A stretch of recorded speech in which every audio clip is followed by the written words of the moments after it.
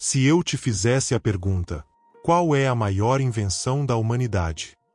Qual seria a sua melhor resposta? Existem milhões de opções. Seria o fogo? Porque nos dá calor, proteção e a capacidade de cozinhar nossas refeições. Ou talvez você escolheria a roda. Porque foi a força que deu início ao comércio, do transporte e das trocas comerciais. Embora ambas sejam escolhas excelentes. Na maior parte das vezes, quando pensamos nas maiores invenções da humanidade, tendemos a esquecer uma das mais importantes de todas: o dinheiro. O dinheiro é uma ilusão, mas, ao contrário de outras grandes invenções humanas, o dinheiro é imaterial. Talvez seja por isso que muitas vezes não o consideramos da mesma forma que outras invenções incríveis.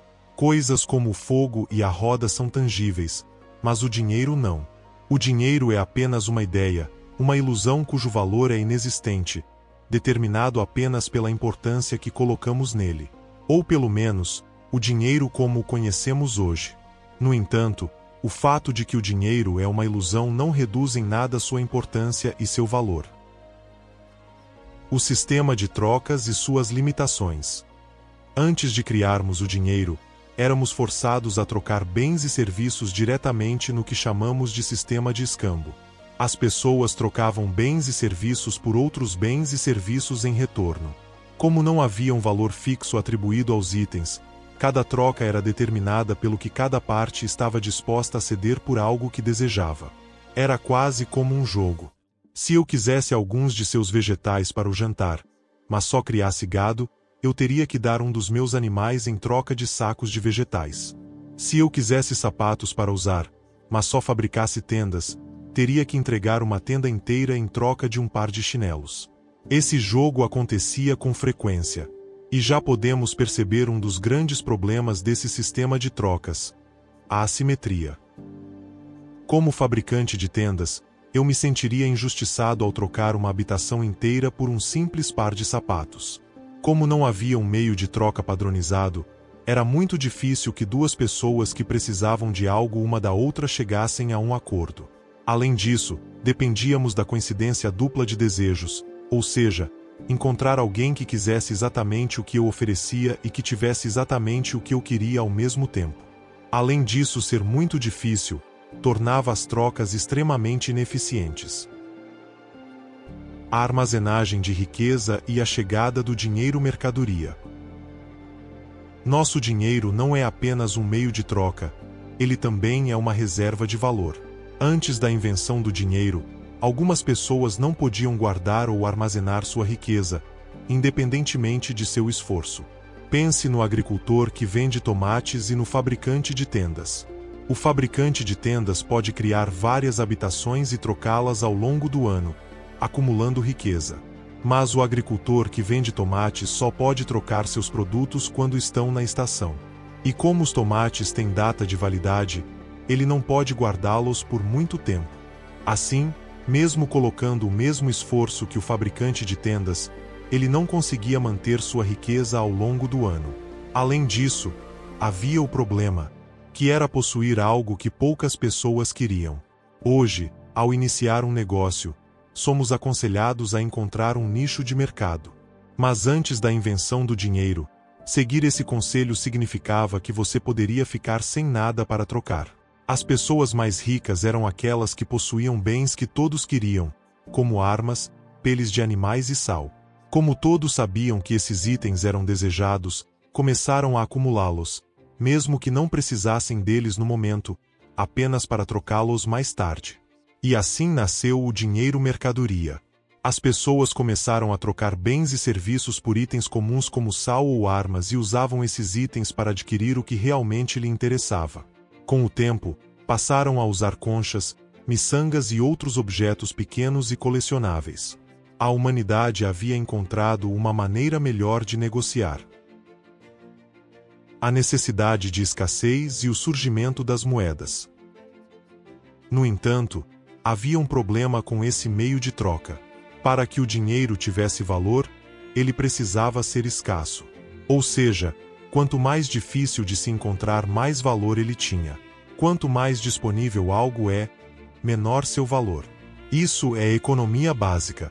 Se qualquer pessoa pode pegar algo facilmente, ele não pode valer muito. Por isso, coisas como areia ou conchas encontradas em qualquer praia não eram bons medidores de valor. Por volta do ano 770 a.C., as primeiras moedas de metal foram criadas na China. Inicialmente, elas eram pequenas versões de ferramentas que já tinham sido usadas como dinheiro. Elas foram moldadas em formato circular para que fossem fáceis de pegar no bolso sem machucar os dedos. E foram fundidas em bronze. Dessa vez, o dinheiro tinha um valor real. A moeda valia exatamente o peso do metal do qual era feita. Porém, os reis e governantes rapidamente descobriram o poder do dinheiro. Em 600 a.C., o rei Aliates, da Lídia, criou a primeira casa da moeda oficial.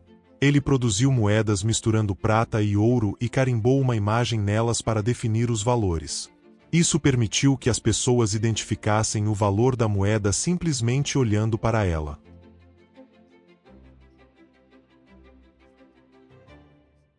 A ilusão do dinheiro e o surgimento das moedas fiduciárias. Mas os reis queriam mais dinheiro. Como os metais preciosos eram caros, começaram a afinar as moedas e misturar metais valiosos com metais mais baratos. Com o tempo, todas as moedas passaram a valer menos do que o que estava estampado nelas. Assim nasceu a ilusão do dinheiro. O valor das moedas não era mais determinado pelo metal, mas sim pelo que os reis e os bancos diziam que valia. E, eventualmente, surgiu o dinheiro de papel, os famosos certificados IOU, IOVU, eu te devo. As pessoas passaram a confiar no valor dessas notas, mesmo sem trocá-las por ouro ou prata. E assim, dos reis da antiguidade aos governos e bancos centrais atuais, o dinheiro sempre foi uma ilusão, um mero símbolo cujo valor depende da importância que as pessoas lhe atribuem.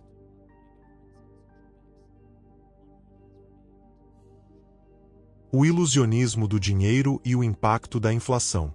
O valor do dinheiro. Hoje, falamos sobre a nota de $10.000 de Singapura.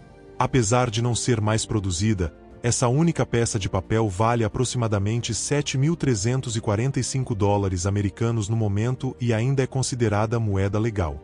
Isso significa que pode ser usada para comprar coisas valiosas, como casas, carros e até metais preciosos, como ouro. O curioso é que a cédula em si custa menos de 20 centavos para ser produzida, mas, devido à ilusão do sistema de moeda fiduciária, fiat currency, ela tem um valor equivalente a 120 gramas de ouro. O que é nada comparado ao valor que ela tem. Concorda? O termo fiat é um conceito sofisticado para descrever essa ilusão moderna. Vem do latim e significa que assim seja feito. Ou seja, é um decreto do governo que determina o valor da moeda e a impõe como moeda legal. A ilusão do dinheiro. O poder do dinheiro é algo que raramente questionamos. Mas, assim como os reis do passado, os governos de hoje entendem sua influência e, claro, sempre querem mais. Eles sabem que quanto mais dessas cédulas você possui, mais poder você tem. Então, o que fazem? Simplesmente criam mais dinheiro do nada. A famosa impressão de dinheiro descontrolada. Inflação. O problema de criar dinheiro do nada. Se, por exemplo, o governo dos Estados Unidos quisesse $340 milhões para comprar outro caça F-22, ele poderia simplesmente imprimir esse dinheiro. O problema disso? Inflação. O dinheiro precisa ser um meio de troca confiável para ser considerado valioso. Assim, a quantidade de moeda em circulação deve refletir a produção de bens e serviços disponíveis na economia. Se o governo imprime mais dinheiro do que a economia produz em bens e serviços, os preços aumentam e o valor do dinheiro cai. É por isso que economistas e cidadãos comuns se preocupam tanto com o dólar americano, a principal moeda de reserva do mundo. A crise de 2020 e a impressão de dinheiro. O ano de 2020 foi terrível para o mundo todo. Com a pandemia, a economia global desacelerou drasticamente. Havia menos dinheiro circulando, então, para evitar um colapso econômico, o governo dos Estados Unidos imprimiu dinheiro em um ritmo sem precedentes. Atualmente, 40% de todos os dólares americanos existentes foram impressos nos últimos 18 meses. Isso é absurdo. Como a produção dos Estados Unidos não aumentou significativamente, os preços de bens e serviços começaram a disparar. Os primeiros sinais da inflação. Essa inflação pode ser vista no aumento dos preços de matérias-primas, como madeira, que triplicou de preço em apenas um ano. Se você prestar atenção, perceberá que os preços dos seus restaurantes favoritos subiram discretamente. Olhando pelo ponto de vista do consumidor, alguns fabricantes mantêm o preço de seus produtos, mas reduzem as quantidades de cada embalagem. Isso é tática. Por exemplo, a batata que você pagava $3 e tinha 100 gramas hoje custa os mesmos $3, porém com uma embalagem de 80 gramas. Vamos seguir com outro exemplo. Por exemplo, o guacamole no Chipotle pode ter aumentado 20 centavos, mas essa alta está acontecendo diante dos nossos olhos. No começo, pareceram boas medidas quando o governo distribuiu auxílios emergenciais e seguros-desemprego. Mas essa solução tem um efeito colateral perigoso. O dilema do mercado de trabalho. Por causa da inflação e da crise econômica, muitas pessoas não conseguem empregos adequados. Não porque não querem trabalhar, mas porque, em alguns casos, o seguro-desemprego paga mais do que o próprio emprego. Nos Estados Unidos, por exemplo, garçons e garçonetes não são obrigados por lei a receber nem mesmo o salário mínimo. Alguns ganham apenas $2 a $3 por hora, dependendo das gorjetas para sobreviver. Mas, com as restrições e a queda no movimento dos restaurantes, há menos clientes e, portanto, menos gorjetas. Se os funcionários não ganham dinheiro suficiente, pedem demissão. Se os negócios não têm funcionários, fecham as portas. É um efeito dominó. Então, se você pode ganhar mais ficando desempregado, por que procuraria um emprego? O papel do Federal Reserve. O Federal Reserve, o Banco Central dos Estados Unidos, tem uma maneira inteligente e discreta de criar dinheiro e injetá-lo na economia sem que as pessoas percebam. Antes de 2020, os Estados Unidos já estavam 29 trilhões de dólares em dívida. Esse valor astronômico é obtido por meio de títulos do governo. Esses títulos são basicamente promessas de que o governo pagará um valor com juros no futuro. Atualmente, um título do Tesouro dos Estados Unidos de 10 anos oferece um retorno de 1,23% ao ano. Isso significa que, se você investir $1.000 hoje, terá apenas $1.012 em 2031. Pior ainda, a inflação supera esses ganhos. O governo espera manter a inflação em 2% ao ano, mas a realidade é bem diferente. Ou seja, se você investir em títulos do governo, perde poder de compra ao longo do tempo. Mas, mesmo assim, bancos, empresas e investidores compram esses títulos, e o governo usa esse dinheiro como bem entende. A dívida crescente e a impressão de dinheiro. Quando chega a hora de pagar sua dívida, o governo já gastou todo o dinheiro. Então, ele recompra os títulos das grandes instituições financeiras e os paga com dinheiro novo, criado do nada. Desde março de 2020, o Federal Reserve recomprou mais de $1 trilhão em títulos e pretende continuar fazendo isso no futuro próximo. Com esse novo dinheiro, os bancos podem oferecer mais empréstimos, ganhar mais juros e impulsionar a economia.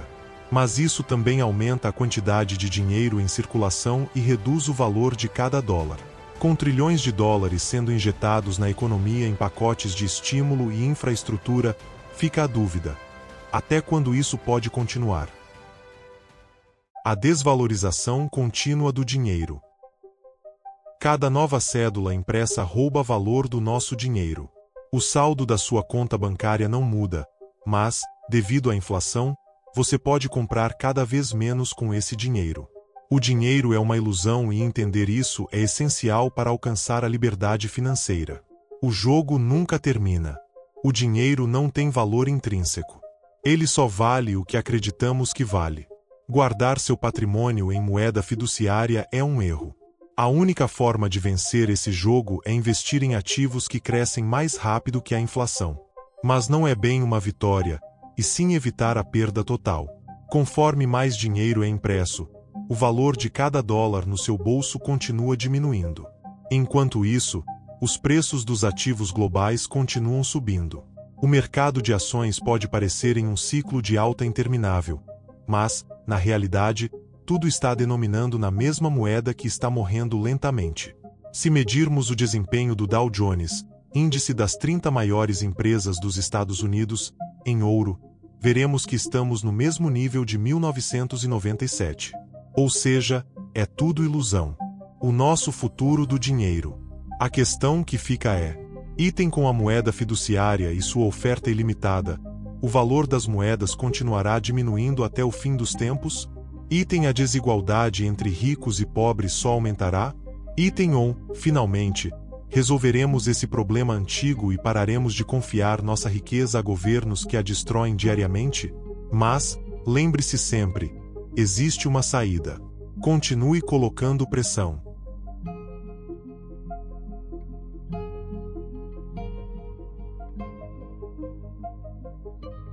Agora pare por um segundo e reflita. O que você está fazendo com o seu dinheiro? Você está controlando ele ou ele está controlando você? Será que você está vivendo da melhor forma possível, ou está apenas sobrevivendo esperando o final do mês? Lições poderosas. Se tem algo que essa história nos ensina, é que dinheiro não é só um pedaço de papel. Ele é um reflexo da sua mentalidade, das suas escolhas e da forma como você enxerga a vida. Quem entende isso, cresce. Quem ignora, fica preso no mesmo ciclo por anos. Mas calma, eu vou te mostrar 5 tarefas que vão mudar sua relação com o dinheiro. Primeiro, coloque um preço no seu tempo. Pense, quanto vale uma hora da sua vida? Se você trabalha para ganhar dinheiro, mas não sabe o valor do seu tempo, alguém vai definir isso por você, e geralmente, pagam menos do que vale. A partir de hoje, defina quanto vale sua hora e só aceite oportunidades que te levem a ganhos maiores. Segundo, corte gastos invisíveis que roubam seu futuro. Assinaturas inúteis, parcelinhas de R$ 50 que viram uma bola de neve, juros no cartão, comida por impulso. Pegue agora seu extrato bancário e veja para onde seu dinheiro está indo. Tudo que não estiver te levando para frente, corte hoje mesmo. Terceiro, transforme despesas em investimentos. Se você precisa gastar, gaste de forma inteligente. Assinatura de streaming? Só se for para aprender algo novo. Celular novo? Só se ajudar no seu trabalho. Roupa cara? Só se for um investimento na sua imagem profissional. Cada centavo gasto deve trazer retorno. Se não, é lixo financeiro. Quarto, multiplique seu dinheiro dormindo. Se o seu dinheiro não está trabalhando para você, você está escravo dele. Comece hoje a investir. Se ainda não sabe como, pegue uma parte do seu dinheiro e coloque em um investimento seguro como Tesouro Direto. Depois, estude renda variável e ativos geradores de renda. Mas o importante é começar agora. Quinto, escolha quem você quer ser. Todo mundo quer ser rico, mas poucos estão dispostos a agir como ricos. A mentalidade muda tudo. Pare de pensar como alguém que só paga contas e comece a pensar como alguém que constrói patrimônio. Anote, qual é meu objetivo financeiro para os próximos 12 meses? Escreva e coloque no espelho. Só vence quem tem clareza. Agora me conta, qual dessas tarefas te fez refletir mais? Qual delas você já vai aplicar hoje? Comenta aqui embaixo. E se esse vídeo fez sentido para você, não guarda essa informação só para você. Compartilha com pelo menos 3 pessoas que precisam dessa mudança financeira. Se inscreve no canal porque toda semana eu trago conteúdos que vão te ajudar a fazer seu dinheiro trabalhar para você. Curte o vídeo e ativa o sininho para não perder nenhum conteúdo que pode mudar sua vida financeira.